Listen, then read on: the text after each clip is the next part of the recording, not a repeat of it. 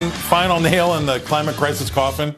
Yesterday, President Donald Trump turned the tables on those that wanted to get rid of combustion engines in favor of electric vehicles. Remember that? Well, the president said that the Transportation Department would significantly weaken fuel efficiency requirements for tens of millions of new cars and trucks. And the administration claimed that the changes would save Americans $109 billion over the next 5 years and shave about $1,000 off the average price of a new car. Now, this looked to be supported by the big car makers who had been previously forced, and I say forced, to build cars that used expensive technologies and the consumers really didn't want.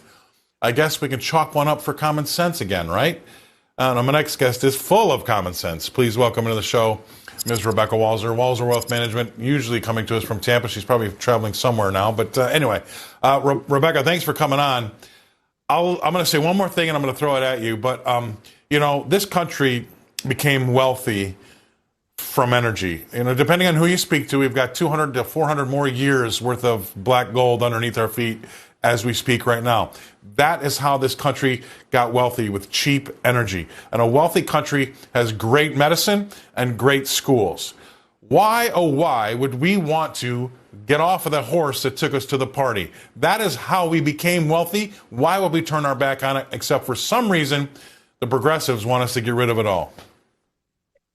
These environmentalists that talk about let's move everything to EV from combustion engine, they don't talk at all about the chemtrails or anything that's actually happening in the environment that is happening before their face. So, I just want to discount them completely and put them over in the corner. I really want to say here, Scott, is that anytime you have the government stepping in and mandating, the mandate of these massive miles per gallon on a combustion engine, which is, to your point, you said it requires expensive technology. This is the government trying to put its thumb on the scale and say, hey, it's going to be too expensive to buy the combustion engine, or we're going to make it so efficient that, it won't have to use so much gas, and so that it'll reduce the gas. But that's not what the consumers want. When things happen organically, that's the free market that we know and we love.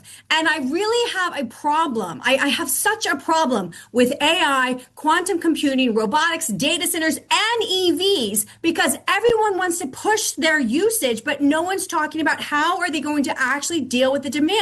There's analysis and estimates that say if the entire United States retail domestic fleet, not talking commercial, but the retail, were electric vehicles, it would take between 13 and almost 30% of our total electricity generation that we have currently, which what that means and translates into, right, Scott, is that we would need 20 to 50% more electricity generated from our grid. Now, this is coinciding at the exact same time that we know that we have AI valuations that can never be realized if we do not fix our electricity problem, our power problem. We don't have enough power to cash the check that all of the AI generation and data centers and robotics and quantum computing are writing.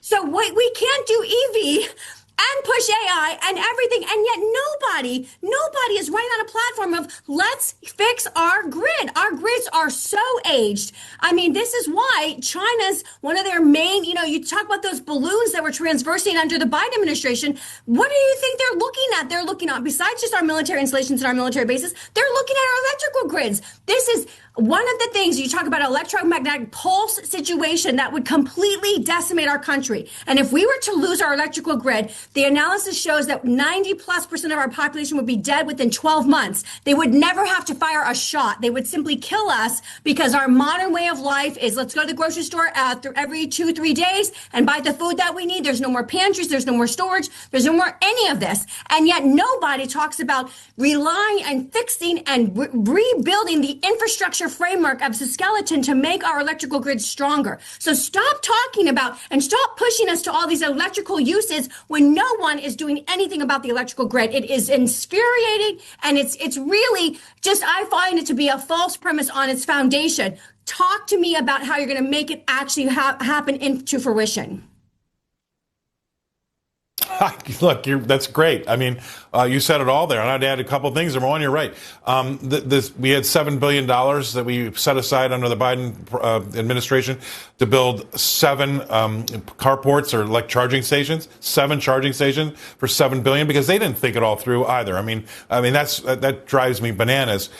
And so Another thing that they didn't think through is that a lot of the gas tax goes to our roads.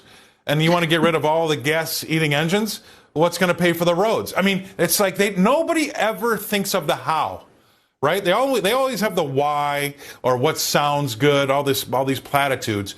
But how is it going to, because there are people that are watching our show today here that are out in rural America, Rebecca, and they still have a hard time getting the internet. I mean, that's so basic. And so now we're talking about what we set aside $7 billion and all we can get is 7 charging stations out of it. I mean, it's laughable. And again, they never think everything through. How are we going to pay for the roads when nobody's buying in more gas, right? Now, this is really controversial. I think it's happening in Europe somewhere. Somebody just pinged me on it. But now they're charging all electric vehicles a cents or pence per mile because they need to somehow re-get that money back after they drove everybody off of combustion engines in the first place. It just drives me bananas. You're exactly right. If we want to have these AI valuations, how are we going to power them? Bottom line, I'll give you the last 30 seconds.